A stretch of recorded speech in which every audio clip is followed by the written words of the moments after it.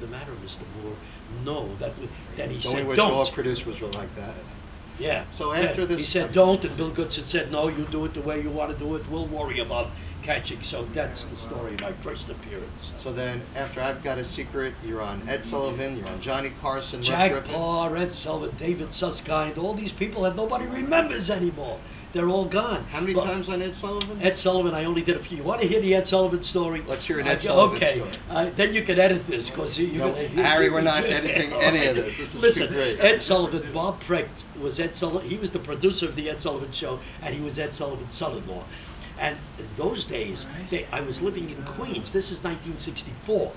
That I remember, and I'll tell you why in a moment.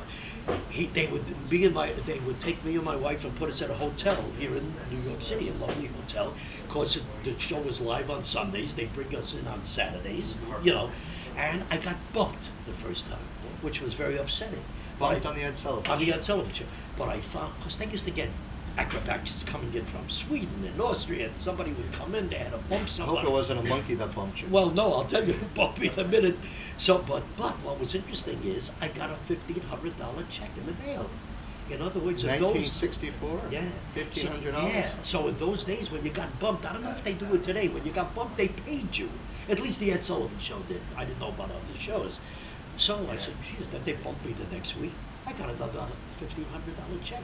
So my attitude was, keep bumping me. Were you going to write a book on this? How you get bumped and receive money too? But I don't know if they do it now or if other shows did it. But I was getting $1,500 and they kept bumping me. Now, to come to the end of the story. So who bumped you? Different acts coming in, the timing, because Ed Sullivan during rehearsals would sit me, tell a comic, you can't use that joke, you can't say that word. But I heard something about a bug bumping. This is it. He calls me, this is the last time, and he says, Harry, I'm sorry, I got to bump you again. He said, there's a group coming in from England called the Bugs. I got to put them on. He was talking about the Beatles. He called them the Bugs. And he had never heard of them. I watched that Sunday. They came in from London. There were 8 million kids, girls mostly, in the audience. They must have thought Harry Lorayne was there instead of the Bugs. So I got bumped for the Beatles. That was 1964. Anybody else was on that particular show, I'm glad they bumped me, because the girls kept screaming the entire hour. And you got on the Tonight Show, Johnny Carson, how many 23 times. And Merv Griffin, times. About how many times? times? Merv Griffin, maybe 40. I was a big fan. Maybe 40 times. Mike Douglas, maybe 40. See, all the people. Have you been asked by David Letterman ever? David Letterman I turned down 3 or 4 times when the producer was a guy by the name of Robert Foreman. He hasn't been there in years. And I'll tell you why, and I don't know whether you want to put this on. Harry, everything goes. Well, Say it like it is. David Letterman wants to get involved with the act. When I was originally booked for it, Robert Foreman said to me, you know, David is going to get up and work with you. And I said, no, I don't. I work alone. When we sit down on what they call the first chair, when you sit down next to the host, he can do whatever he wants. I'm 6'8" when I'm on. I don't care. But when I do the names, I work alone. And they said no. I said, then forget it. And I turned it down because he wants to be part of the act that I just did. David's done a lot for magic, but in your particular circumstance, I respect that. Yeah, I just would, and because it would throw me. Regis Philbin did it for me once. I did the Regis Philbin show very often, and he was very nice. One time I got a little annoyed because he used to call me when they lost somebody who was supposed to be on it, they needed time to fill. He'd call, Harry, can you do the show tomorrow? You know, yes, and I did it from. Then I did it, I don't know how many times, and then I had a book, you know, with publishers as I became more important. The publisher would assign a publicist, or they had their own publicist, to get you on all the television shows. At one time I had a book out and they said, you know, Mr. Lorayne, the Regis Philbin show turned you down. I said, no, they turned me down after I've done it for them every time they asked me to, and I didn't have a book to promote. I said, let me call him, and I did. And I called, and I said just that. I said, now you're turning me down when I got a book to promote? They put Regis on the phone. He said, what are you talking about? It was a talent coordinator. Turned me down. And Regis said, no, of course you're on. And I was. You know, so I got to be pretty friendly with these people. So, Harry, there's never been anyone that's done your type of memory act on television. Unless they were rip-off artists. They're always rip-off But artists. what would you say that down the line, would it bother you that if someone else was to do that type of memory act today? Well, people are all over the world now because they learn it from my books, you know. I've taught it in books. I've taught what I do. Well, not everything. I made up the act that I did for 20 years with my wife. I made up in 5 minutes. You know, things like, what's the most important thing people have trouble remembering? Well, names and faces. So I did, that's what started the names and faces presentation. The next thing was objects in hiding places. I made up a thing called objects in hiding places because people hide things and then they forget where they hid them. Of course, people had told me these things. So I had a big blackboard numbered from 1 to 16, and my wife would be there writing, and the audience would call out. I would explain this, call any number with an object in a hiding place. And then, see, I'm an ad-lib kind of person.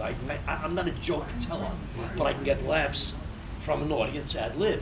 So people would call things, and I'd get laughs. Like somebody would say, number 4, Elizabeth Taylor hidden under the bed. And I would say, that's not a ridiculous thing, that's wishful thinking. You know, things like that. Of course, I'd asked them to call off silly, ridiculous things. And the point was, in any order, and Renee, my wife, would write them, and was all finished, I'd face away from the blackboard and call them off in order. Another thing I did was a card demonstration, because I said America is a card-playing country. People playing gin and bridge and poker and etc. So I did a card demonstration. And I'll explain it, somebody's going to steal it right off this. I had a giant deck of cards, I had a blackboard numbered from 1 to 28 in case the cut was off, because I usually went to 26 on the blackboard. And I would call off, don't forget I knew all the names. So I'd say, I need 5 people. Mr. Brown, you come up here, Mr. Jones, Mr. Smith, you know, get 4 people behind me.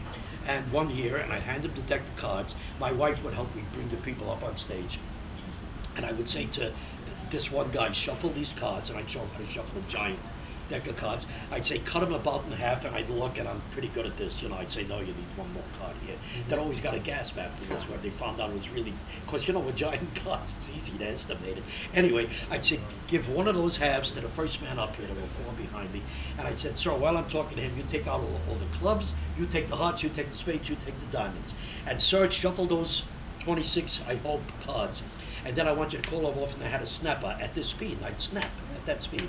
And as he called each card, he'd give it to Renee, and she'd put it into the blackboard that was numbered. You know, they went in catty corners so everybody could see it. Okay, what was the presentation? After she did that, she would thank Mr. Brown, who called her off guard, sit down, and then she had to talk for about 10 seconds to give me time to lock everything in. She'd say, now what Mr. Lorayne is going to attempt to do is to tell the 4 gentlemen or the 4 people behind them which cards they're holding. That's all the time I needed. And she'd stop talking, and I'd say, yeah, let me try it. Sir, you have the clubs, would you step over here? As I called the cards, you have just hand them to me. You have the ace of clubs, good. You have the 2 of clubs, good. And he'd hand them to me. And this was not within a marked system, this was a memory system. Oh, that's strictly memory, sure, all legitimate, yeah. And I'd say, you don't have the 3 of clubs because that's the 15th card on the blackboard. And that was a gasper, because I knew what he held and those, and I'd call all those off. Then came the hearts. You have the ace, you have the 2, you don't have the 3 because that's, and I would do that with all the cards.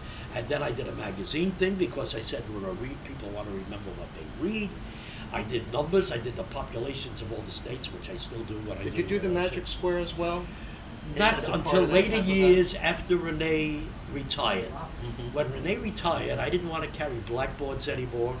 And I wanted, instead of being an act, I became a speaker. That's good because my price went way up. And I walked in with a briefcase. We have 1 minute to go. I walked in with a briefcase. And I would say, have a blackboard. And then I ended with the magic square. That's a killer. The magic square is a killer. Harry, there's only one Harry Lorayne. I cannot thank you for your dedication. Wait, I have to some. magic. No, I have more to tell you. Well, he's going to be promoting the next book as well. But we're going to be having another session with Harry Lorayne down in the future. Okay. And thank you for coming to Fantasma Magic. My pleasure. And hope all of you enjoy watching Harry Lorayne's downloads. Thanks, Harry. My pleasure, sir. That was great.